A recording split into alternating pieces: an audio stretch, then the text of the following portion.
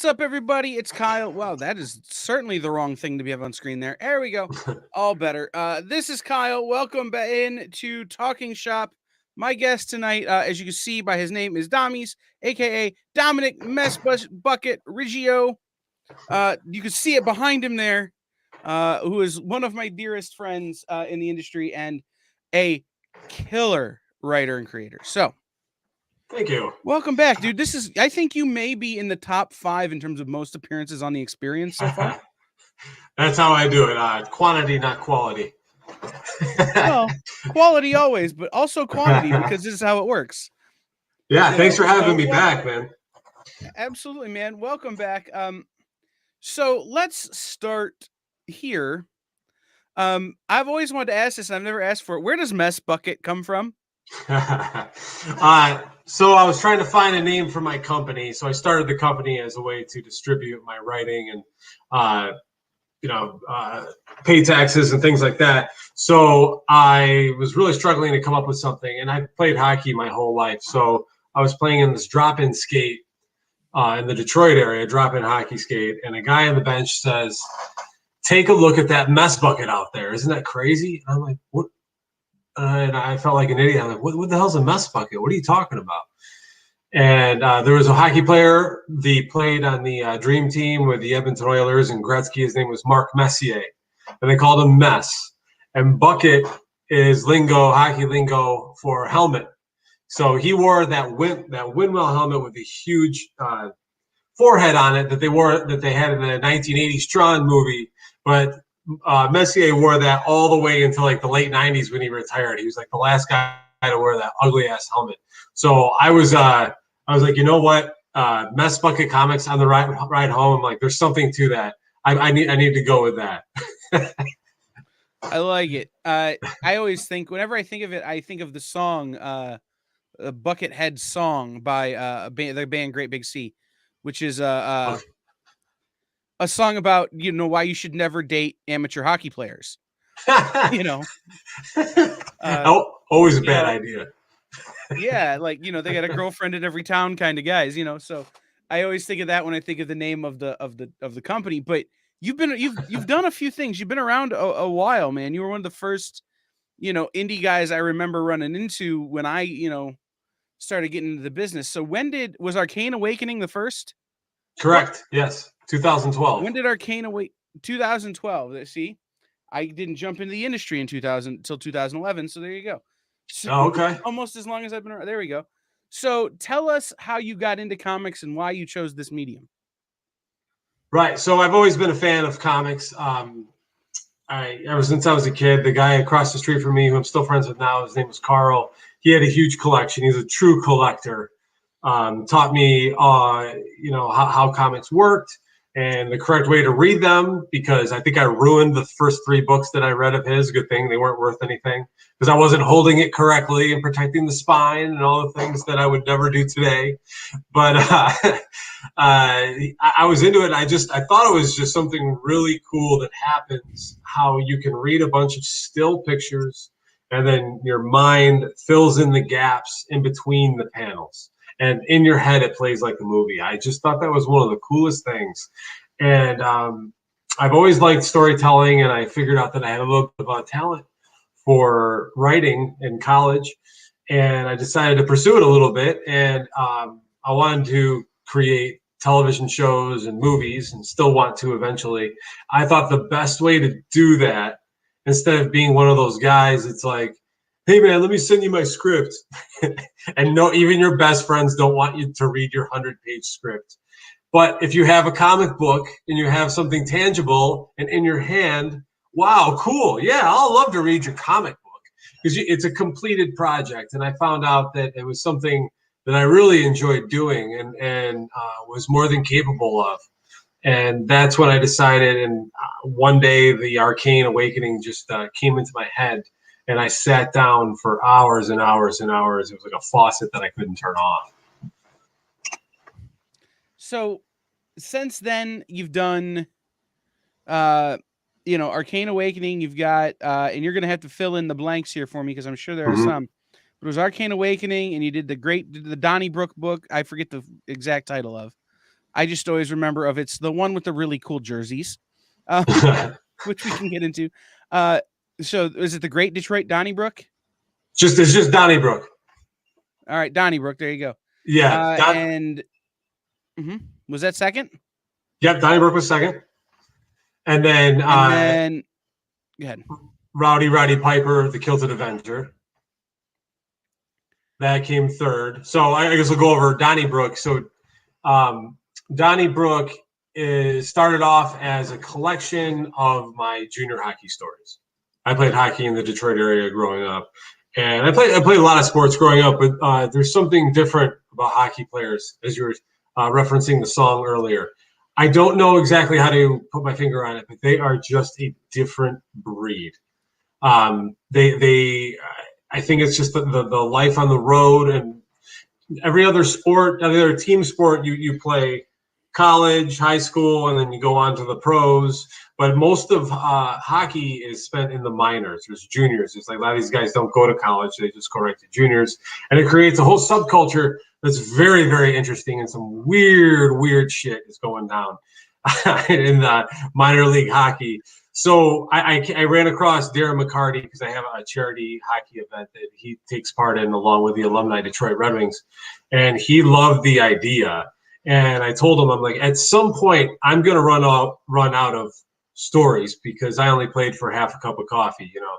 And obviously, Darren has a ton of stories. And he's like, well, I'm going to give you some. And I want to own one of these fictional teams in the comic book.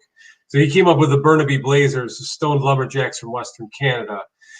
He was the first on board after my team, the Michigan Massacre. Then we had, I believe, up next was Brandon Inge, former Major League Baseball All-Star and Detroit Tiger. He has the Lynchburg Moonshiners. He's from Lynchburg, Virginia, and I believe in his family or somewhere friends. There's moonshining in their history. And then came along Brian O'Halloran. He has the Hell's Kitchen Heathens. So basically, all these teams play each other. There's a regular season, there's a playoffs, and at the end of each season, there's going to be a champion. And all through the storyline, I'm weaving real stories from real ex-professional hockey players and athletes into it. So it's authentic as I can make it. So we've had two in that issue. Mm-hmm. We've had two books in that series. Less than half a cup of coffee around juniors hockey. And I never played hockey, but I was an announcer. And they launched a juniors team here in Toledo. Toledo's had the Toledo Cherokee for years and years and years. Kind of a historic franchise. But they launched another one. And I'm not going to name it because it's a terrible name and I don't want anybody finding the footage. But I think they lasted 3 games before they ran out of money. Was kind 3 of games there. But they brought me on to announce their first ever home game. Okay. And I had a spotter, I had help, but I realized very quickly I'm sitting between the benches and these guys are planning their fights and all the things they're going to get into because they knew they were playing for the secondary team for their market. They were never going to get noticed by anyone unless it was an absolute shit show. Yep. So in the first period of that game, there was 5 game misconducts. By the end of the game, each team was skating with 3 dudes, and neither of them had a goalie because everybody had been kicked out for fighting. Like, I'm going, you know what? I was gonna say I would do this all season. I'm done. I quit. I'm done. Like, I walked away after 1 game because it was just too much. The juniors level and the amateur hockey level, when I say amateur, I'm not counting the guys who are playing for like the Grand Rapids Griffins or the Toledo Walleye. Those are professional hockey players, even if they are in the minors. I'm talking about the guys who get out there and tear it up just for the sake of tearing it up. It's a whole different world.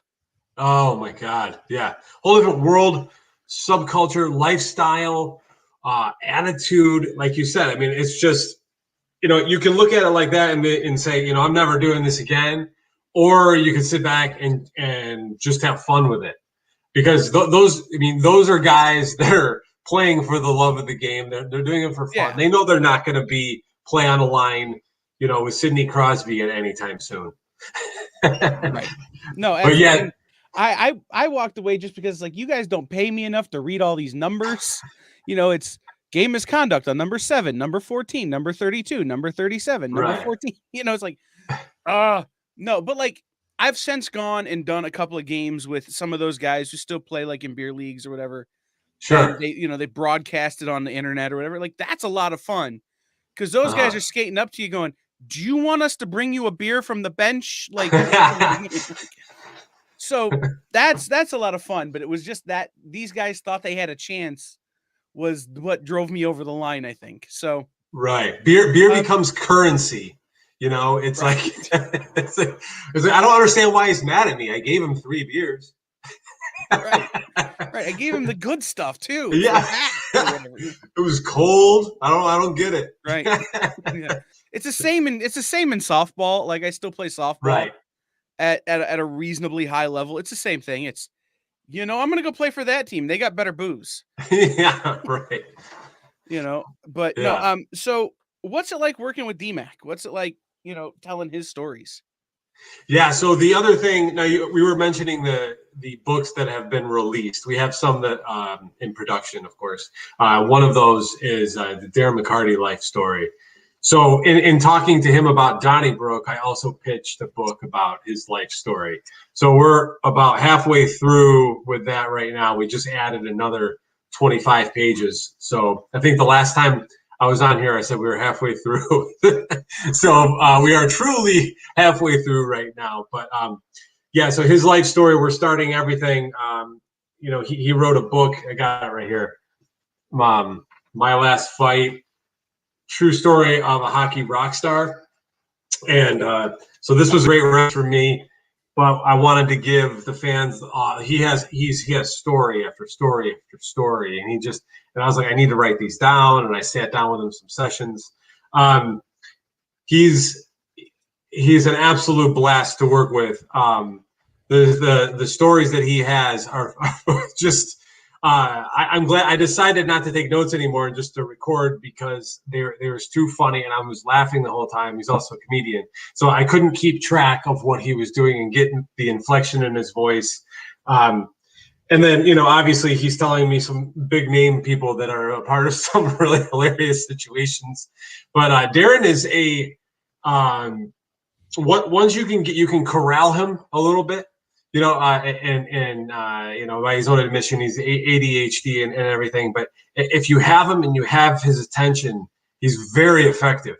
He's got some really good ideas, and he's been nothing but above board and gone above and beyond the Call of Duty with me and Mess Bucket to help out. But yeah, it's an absolute blast. And what I really like about it is I grew up in the Detroit area playing hockey. I was a big Red Wings fan.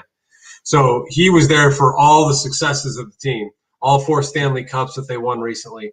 And I'm hearing this is like a behind the scenes, I'm a fly on the wall, hearing these cool little stories. And why did they do this? Oh, they did that because of this. Oh, I can't believe I didn't even think of that. And, a little bit more behind the scenes with the brawl with Claude Lemieux. And I even asked him a couple of questions where he's like, I didn't think of it like that. I didn't look, for the outside looking in. Okay, well that's a good question. So there was a more take from me, but there was a little bit of a give and take. And he's a hell of a great guy, and I think it was probably my best decision to work on this project with him. Yeah, no, I met him through you at Astro. Right. Must have been last year, the year before, and he was just such a nice guy. And I'm like, all I know about Darren McCarty is that when I was growing up, if there was a hockey fight and people were talking about it at school, it was him. Yeah. That was what I knew. Right. So it's to meet him, and he's just like, yeah, I love this Comic-Con thing. And he's like, you could see the ADD in his eyes, and he's just looking at everything. It was super fun for me. Right. What was really crazy about him is I don't know of any other person with the 3 things that he's accomplished. He had a successful run as a lead singer of his band Grinder. They've played in front of 10, 12,000 people at some of their shows, right? So he's been on stage as a rock star. He's been NHL hockey player, and he's been on stage as a stand-up comedian. Now, whether you like him as a hockey player or a comedian or a rock star or whatever, all three of those things together, I don't know anyone else that's accomplished that. Those are weird three things to put together. But, right. But you have to be a true performer to even do one of them. Right. No, it's true. It's, and I wonder if that's a nature of ADHD people, is because it's like, if you look at my careers throughout my life, it's like none of that matches up. Yeah, but it works for me. So it's interesting. Right. But then you move from there into the Rowdy Piper, the Kilted Avenger book. Correct. Tell us about Rowdy Piper, the Kilted Avenger. Yeah, you can see the book behind me a little bit. The cover is awesome. I love that cover. Thank you. It just screams the real Rowdy Piper. Like, yeah, that's artist Eric. Bubblegum. That's artist Eric Hodson.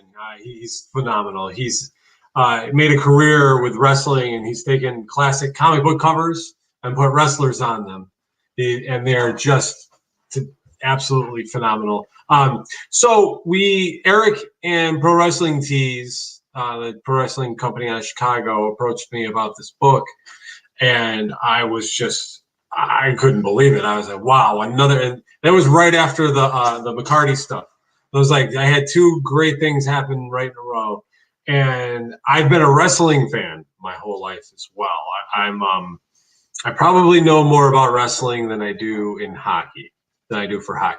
I was at WrestleMania 3 and 23 growing up, and I've been to many other great Detroit wrestling moments, like Stone Cold Steve Austin coming to the ring in the Zamboni, Dennis Rodman showing up on Nitro. I was also at All In and Double or Nothing and the StarCast conventions. So, and I don't think I've missed a SmackDown or Monday Night Raw since 1997.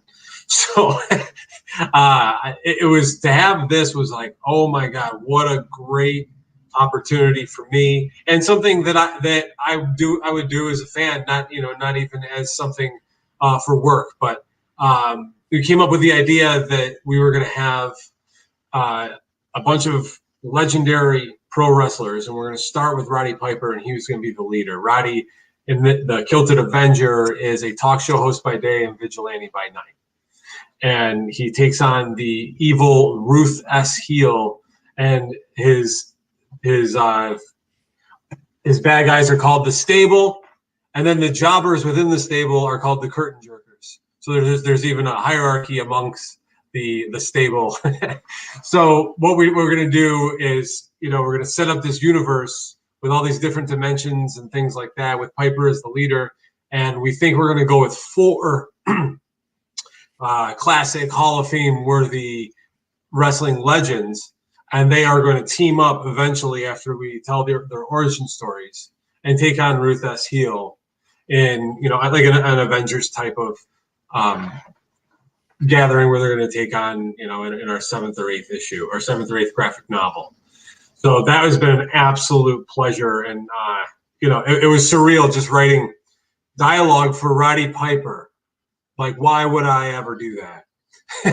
So, right. And the great thing about Rowdy Piper is that, he's a talk show host. Well, I'm just going to watch all the Piper's pits, and how he sounds, what kind of questions he asks. So you've got a great roadmap, right?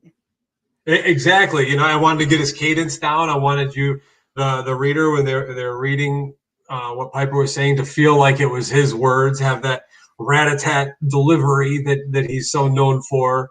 And, to me, Rowdy was in my lifetime. So I don't know if there's somebody before that, but he was the first cool heel. He was the first bad guy. I was like, God, he's such, and I was, oh God, he's such a dick. I can't stand this guy. But he was the first guy I was like, yeah, but that's kind of cool the way he's doing it. Yeah. Like younger generation, it would have been the NWO or the Four Horsemen or something like that. So I was always intrigued by that. Why do I like this guy? He's the bad guy. Right. I mean, I'm trying to think, was Macho Man really a heel And I would He say was no. I mean, he had moments, right? But yeah, I'm trying right, to think of from that era, who else was there that was as cool as Roddy Piper? right. Not too many that I can think of. Yeah, Mach kind of went back and forth. Yeah, healed a baby quite a bit. Right. Um, But nobody else was out doing movies like he was doing and doing all the other stuff no, he was doing in the world, like outside of the ring, you know. and they So were good that's movies. right. He was doing Right. good, you know. He It wasn't was doing Marine 7. Marine 7 Oh, did or I just throw Mr. shade at Nanny. somebody? I'm sorry. Uh, I didn't mean to just throw shade at somebody. No, no, it's true. But you just added another Avenger to your pro wrestlers list, right? Correct. Yes, we did. I was very, very excited about this. We have UK Well, let me take a bit. Defender, UK Defender, the British Bulldog. This cover will be, we're going to get to it later, will be exclusively available at WrestleCon this weekend, this Friday and Saturday in Tampa, Florida for the WrestleMania weekend. So, yes. So I'm go ahead.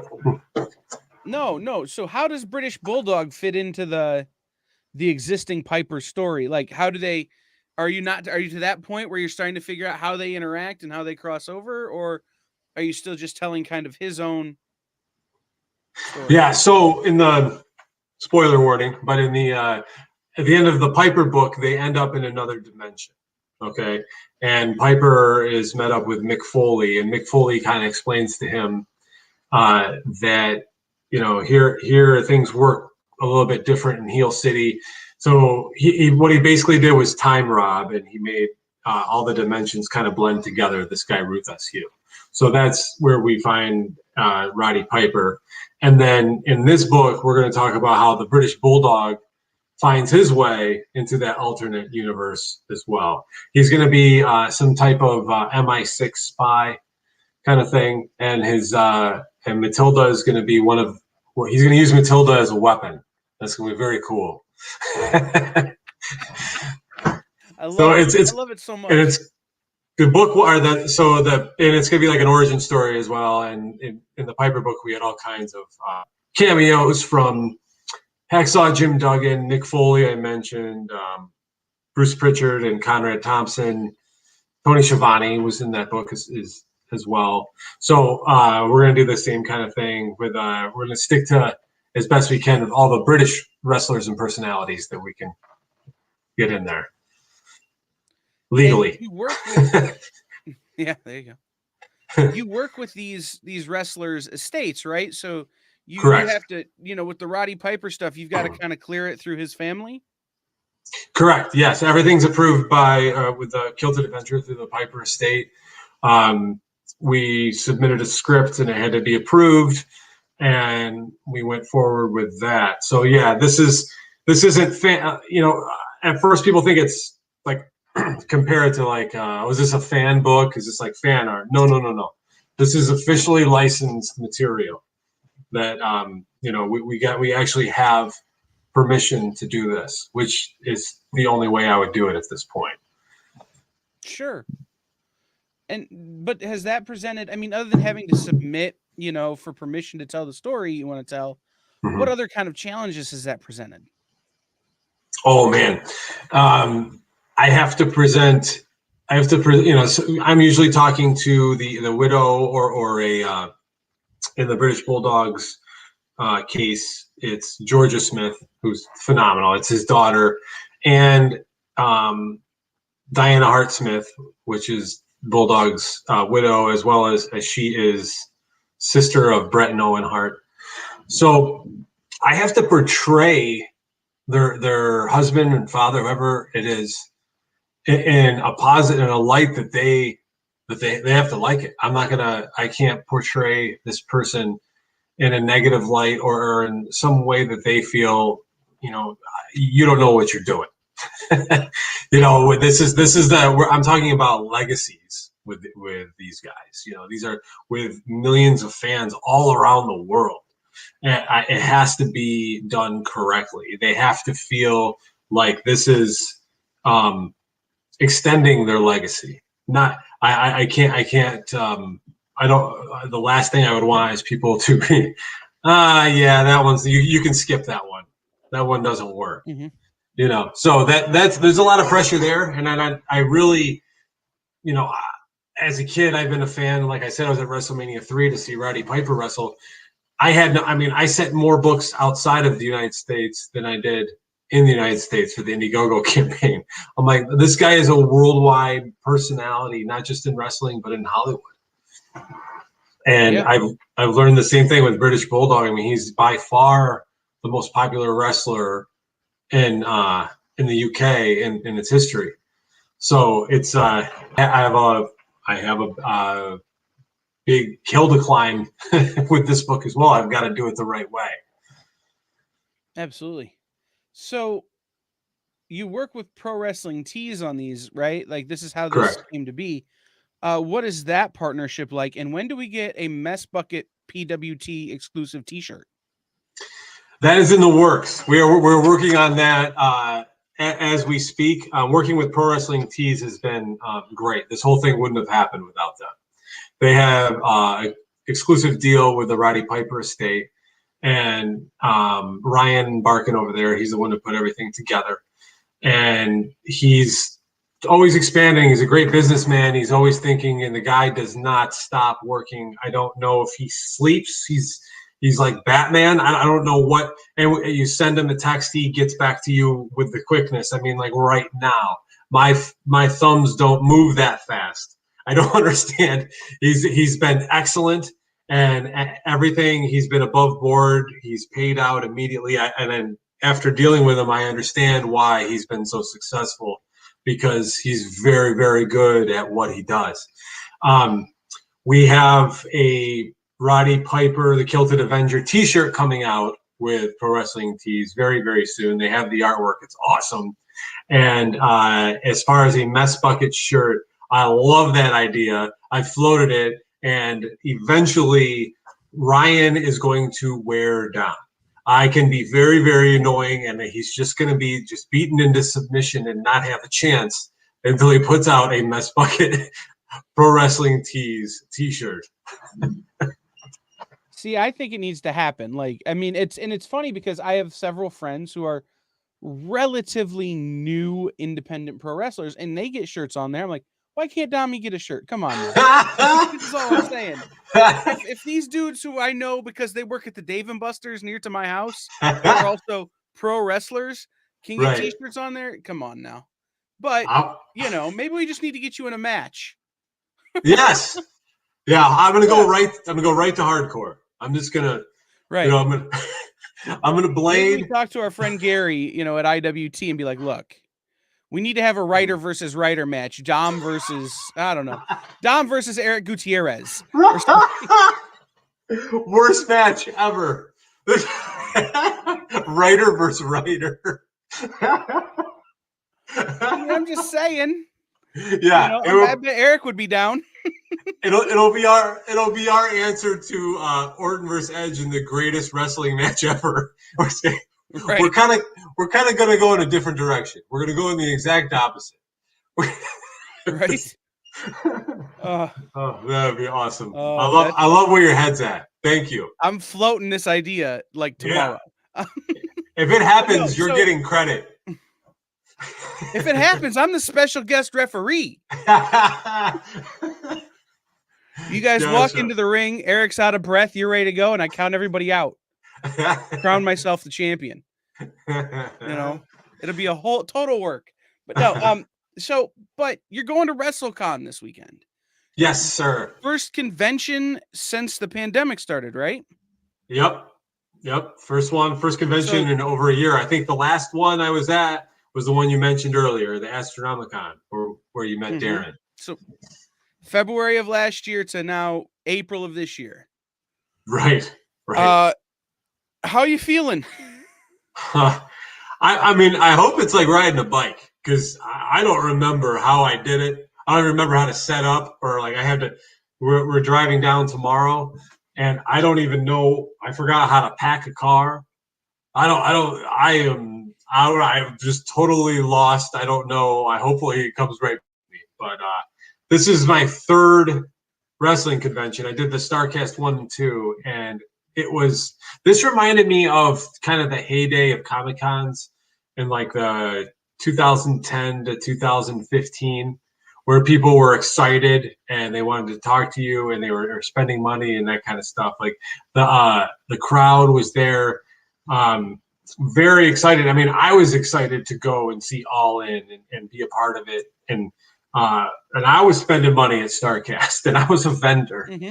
So it was a great. It's any kind of show. People think it's all the same with Comic-Con or Pop Culture Con or anime. There's a distinct difference in crowds.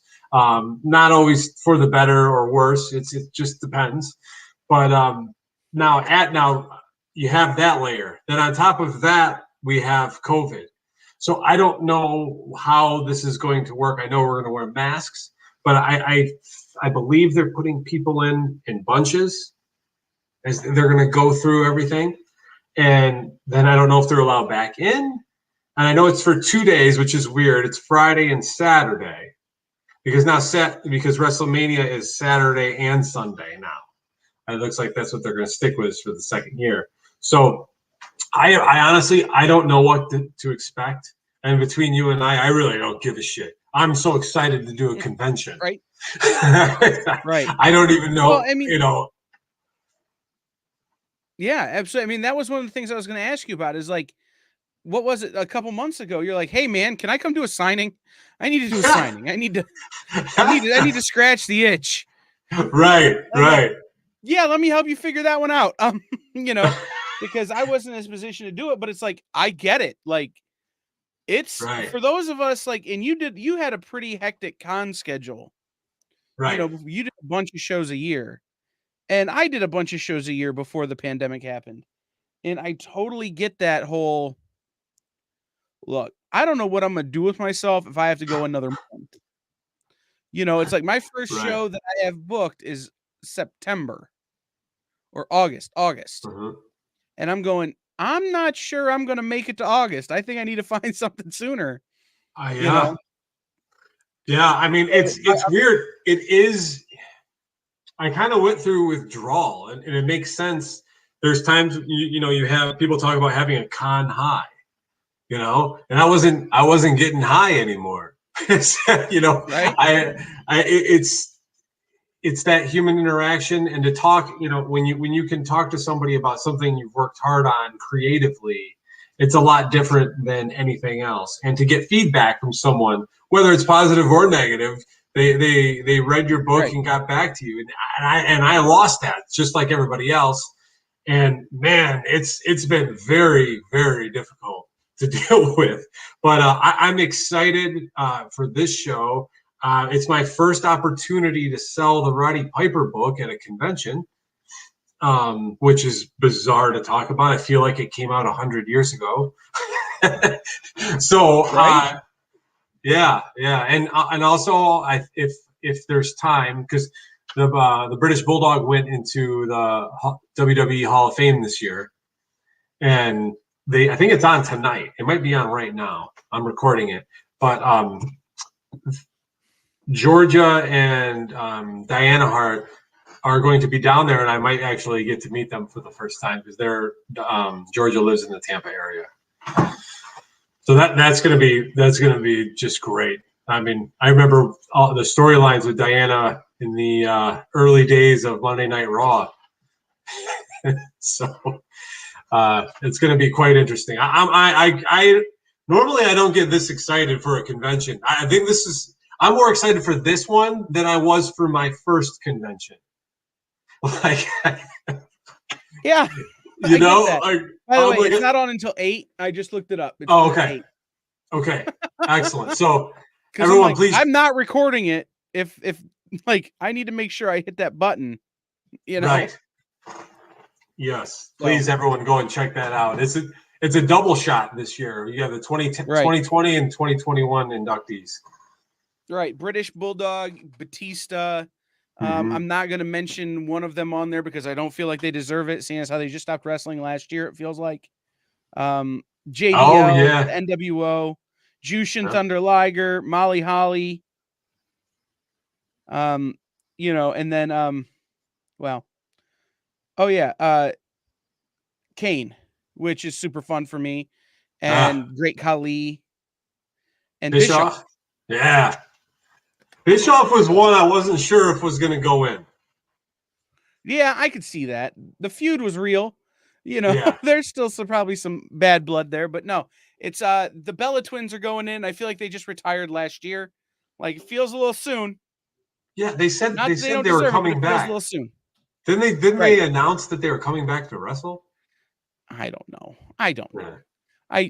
I stopped watching the reality show when I realized it was a reality show and that it wasn't just a work to set up a future match or something. Right, You know, right. Yeah, I don't. No, yeah, I don't either. But so are you gonna, when you go down, are you gonna stick around? Are you gonna try and go to WrestleMania? Or are you just I gonna don't. try and see the events? I might make an attempt to go. Yeah, who knows? But I don't know if there's tickets left over or how many are sold. Or are they selling 25,000 or something? Yeah, it's a real low number. Okay. But yeah, I mean, I don't know that I could be in the area and not at least try to get to see it, you know? Yeah, at least one day. That'd be cool. Right. And WrestleMania is weird too because it's like the entire crowd. It feels like. So when I went to the one in Detroit, WrestleMania 23, like me and my friend, I'd say like 5% of the crowd was local. It was all people from overseas. So, and they eat up all the tickets. They're usually the people buying them because they have to go and buy hotel rooms and flights and stuff of that nature. So, I don't know. If I go, can I just go with one other person? And can we sit next to each other? I don't know. I want to see the setup, how you have a COVID WrestleMania. Yeah. I mean, that's what I'm saying. It's like, I don't know that I could go and not at least try and get in to see something, but right. Are you looking forward to anything on the card? Edge. Yeah. Edge winning the title. Oh, you think that's happening? I think it is. I look forward to seeing Godzilla versus King Kong versus Daniel Bryan. You know, because he seems to manage to make his way into any title match is turned into a 3-person match. You might as well put him in Batman versus Superman and Godzilla versus King Kong. I like it. I'm excited for WrestleMania. Like, for me, the last 2 years, like I was saying this to the King when I spoke to Jerry Lawler last week. This is the first time in 15 years I hadn't been to a Comic-Con in a year.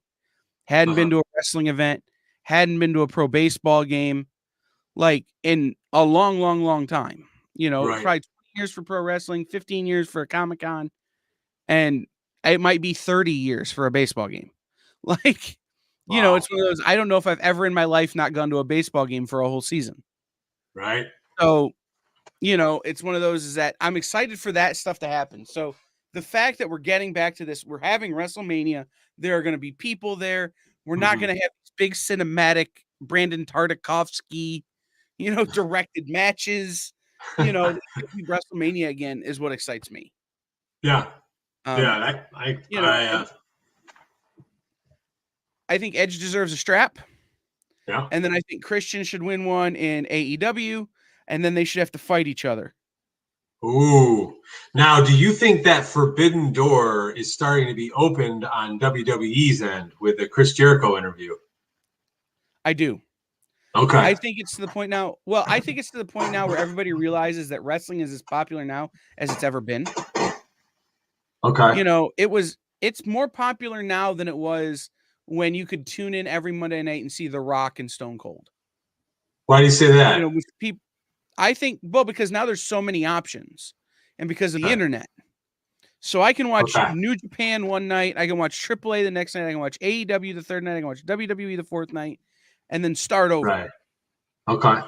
So, you know what I mean? I think more people are into pro wrestling and sports entertainment as a whole. Right. than they have been in a long, long, long time. Yeah, And I that's think it's a rising tide raises all ships, and Vince isn't stupid. right. I mean, everybody's been dead against it for so long. I mean, there was a couple times during the Monday Night Wars where it almost happened by accident. Mm-hmm. They almost, like the DX invasion, they almost made it into Nitro, and they almost made it onto the TV, and they accidentally, or they shut the doors and they weren't able to do it. But everybody said we would have put them on their TV. And then, of course, Eric calling out Vince McMahon, and Vince McMahon wanted to fight Eric on his pay-per-view. And so, but other than that, there was never, I mean, obviously, Steve Austin Goldberg match, or there's a million different things they could have done. But this is the first time I can recall WWE having somebody from another a contracted employee from another company on their television. Do you remember anything like that? Well, no, but but in recent years, you've seen guys like Rhino get these great contracts where it's, I'm with WWE, but I can go work 30 independent dates a year.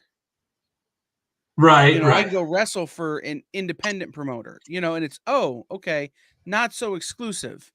And I think it has a lot to do with these guys are starting to own their gimmicks, right? And it's that I Right. own the right to my name, so you can't stop you have Rhino on your air, but you can't stop Rhino from performing somewhere else. Right. Because I own my name, So I think that's starting to tear down those walls, but I also think that it's for the first time since WCW, they have a legit rival.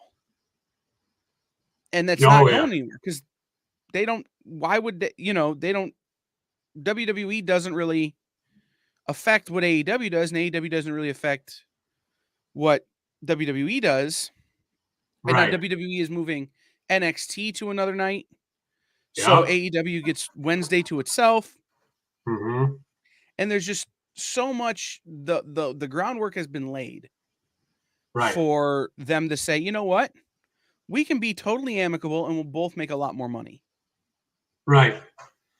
Because if you go to a WWE event and all of a sudden there's Cody Rhodes, and maybe he's not a great example, but there's Chris Jericho on WWE wrestling somebody. And then the next night on AEW, there's, Bray Wyatt, Right. Wrestling Orange Cassidy or somebody. Like, everybody makes money. You sell more merch that way. Right.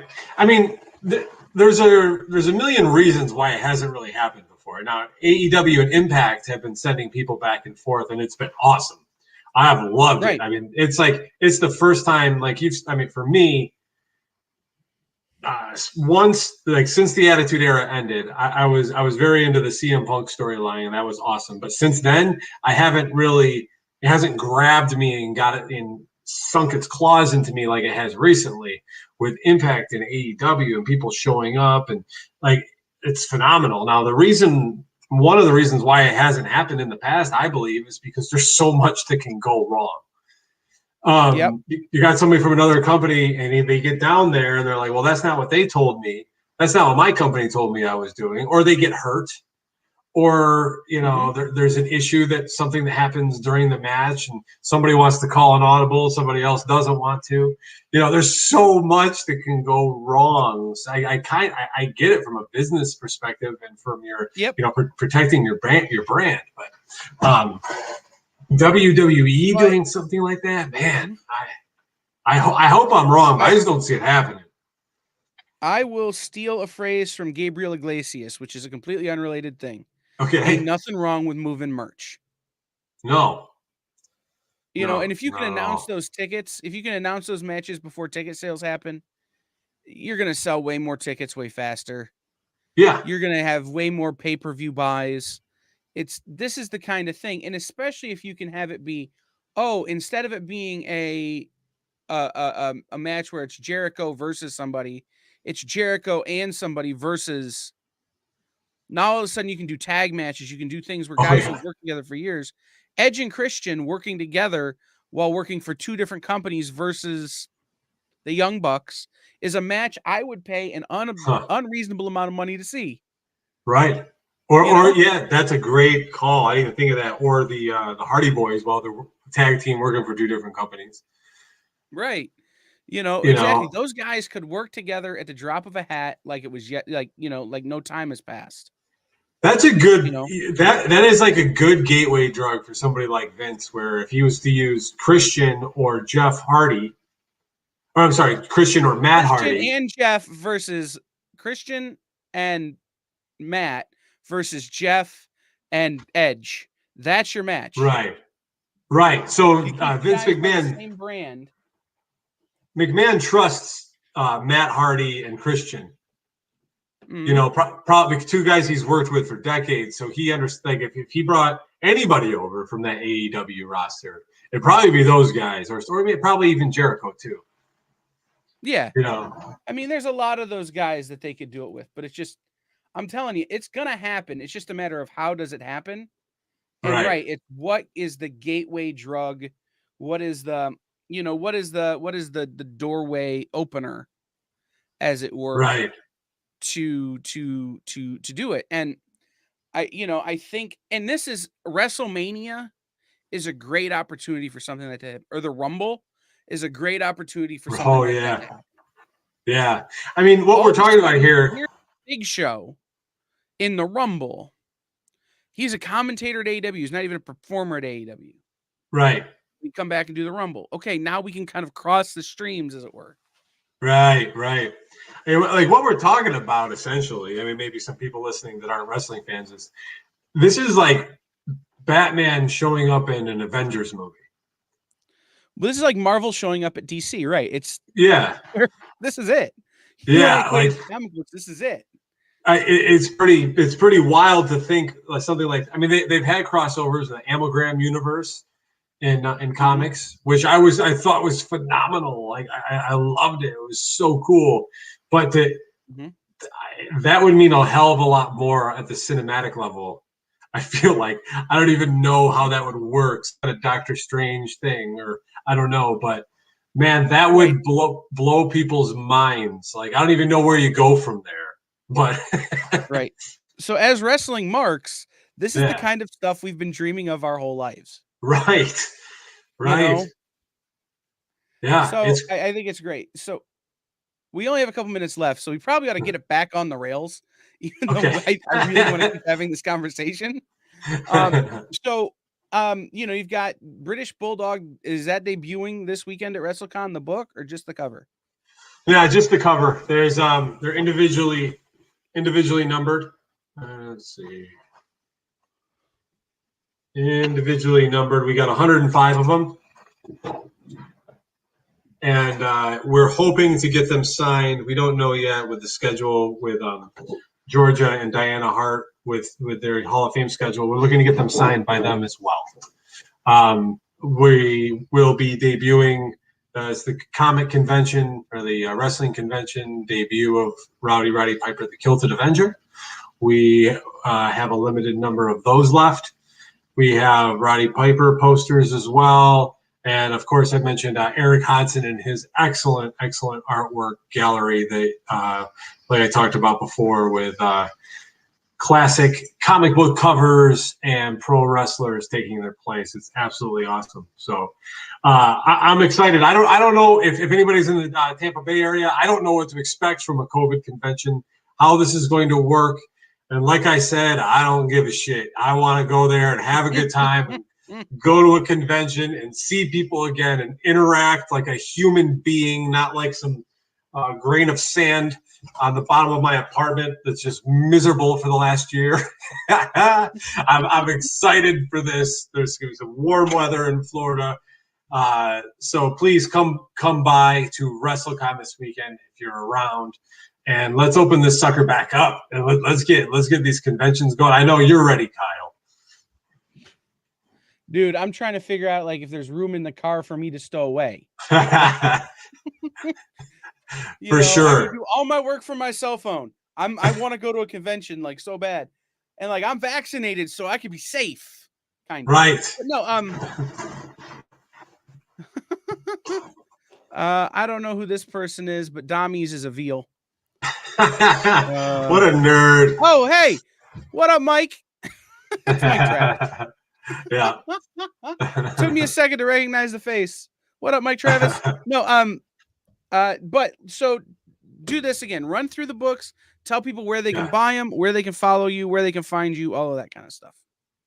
Okay. Now, don't forget, I'm very rusty at this point because we haven't had conventions in a while. But we have the Arcane Awakening graphic novel trilogy. Like we talked about, my very first 3 books are available at messbucketcomics.com. It's X-Men meets Da Vinci Code kind of feel to the story. The popular bad guy is Ravager. He is a cannibal. As he consumes people, he turns into a big red scary demon. And he was inspired by my ex-girlfriend. And the popular good guy is Mojo, who is a descendant of Jim Morrison. He drinks whiskey and speaks in all doors lyrics, so check those out. Also, we have Rowdy Piper, the Kilted Avenger, talk show host by day, vigilante by night, distributed by Pro Wrestling Tees, also available in the store section of messbucketcomics.com. We have the Donnybrook Hockey Comic Series featuring teams owned by Darren McCarty, Brandon Inge, Rowdy Piper, and Brian O'Halloran, also at messbucketcomics.com. And this weekend, this Friday and Saturday, what are the dates? April 9th and 10th in Tampa, Florida, WrestleMania weekend. Come see Eric Hodson's art gallery as well as Messbucket Comics at WrestleCon this Friday and Saturday. But for all your other Messbucket needs, if you need hockey jerseys, if you need comic books, artwork, please check out messbucketcomics.com and also Facebook, Twitter, Instagram at messbucketcomics. Boom. Oh, you got it. Maybe all right. Yeah, it's second nature. It's like riding a bike, right? You see the dust falling off, you're good. That's right. Let me ask you. I have a new. I like to ask people questions they could never possibly be prepared for. And I've asked you all of my good ones. All right. But I have a new one. All right. If you woke up tomorrow morning and realized you were a pro wrestler, what would your finisher be? I think if you just let me do whatever I wanted, I would be a complete spot monkey. I would be some kind of not that these guys are all spot monkeys, but I would just be an out of control, not telling a story, flippity flop kind of Will Ospreay without any of the talent or storytelling ability. So I would probably have some ridiculous like balcony dive onto the ring because I would think that's what I would need to do. You know what I mean? Yeah. So let's go. I'll go the balcony dive. Old school ECW from the upper bowl. Right. After a profanity laced promo. This balcony dive. So is it safe to say that Piper is your favorite wrestler? Absolutely. Yeah, he's a top 5. He's a top 5. My favorite wrestler is Shawn Michaels. Easily. Okay. Yeah.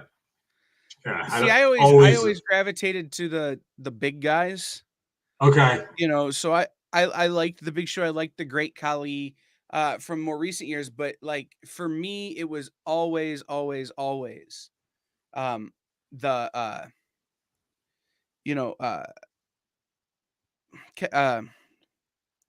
Kevin Nash. Oh yeah. Some of those kind of guys who just came out and they just punch you right across the face and we're done. They can always do spots, but like the Twin Towers from the old days, those guys. Did you meet Kevin Nash yet? My guys. Oh yeah. First Astronomicon, me, Kevin Nash, and Razor Ramon. I'm gonna blank on his real name. Scott Hall.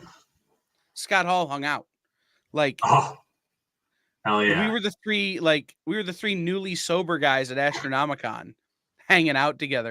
All of us had like knee replacements. I was on a knee scooter. They had both recently had knee replacements. I see. Okay. I had ankle surgery, and like we were the walking wounded at the first Astronomicon. Yeah, I only met Scott briefly, but Kevin Nash, I mean, I could sit down on the learning tree and listen to that guy talk all day. I mean, he's just his stories, and he's very, very intelligent and full of charisma. I was very impressed. Well, and it was funny because Scott was standoffish at first, but his son at the time was wrestling in Japan. Yeah, and I was following his Cody. career, and I asked him about Yeah. And I asked him about a very specific spot in a very specific match. And I go, what did he tell you before and what did he tell you after? And he goes, how do you know about that? And I go, dude, I never miss. Like, I watch New Japan. I watch all the Japanese promotions almost as regularly as I watch American promotions. Really? I learned Japanese and Spanish, but I can only speak words. Oh, Lord. If you heard it in a... Oh, that's a funny story, actually. No, okay. I can only speak Spanish or Japanese as it relates to wrestling. So, oh, okay. Like I can't order at a restaurant, but I can tell you, what move that guy just did on AAA. Gotcha. So, that's awesome. Scott Hall story is kind of funny. If you want to hear it, it's really quick. Yeah, we got about a minute. Okay. Go for it. So Mike and Eric Gutierrez are in the bathroom at Astronomicon, and Scott Hall's in there too. But Scott Hall's walking out, and they go over to the urinal, and as Scott Hall's leaving, he turns on the lights and goes, "Hey, yo, this is gonna be a dark match."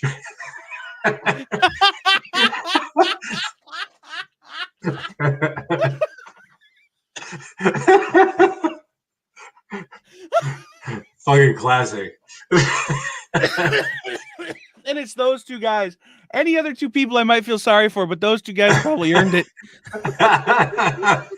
Yeah. Good call, Mike. Thanks for the story recommendation. Shout out to Mike in the comments. Punk Rock Fox, the voice actor and wonderful person who you've heard his pipes on our stuff over the years. Mike Travis and Eric Gutierrez, who will be on soon to talk about Max the Inebriated Rabbit when he gets off his button. Make some more. So, all right. Mess Bucket Comics on all the things. WrestleCon this weekend. Yes. Dom, thank you so much for being on my show, man. This was a lot of fun.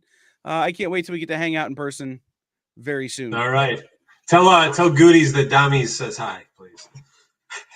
Done. I will harass him starting immediately. Excellent. So, all right. We'll talk soon. All right. Take care.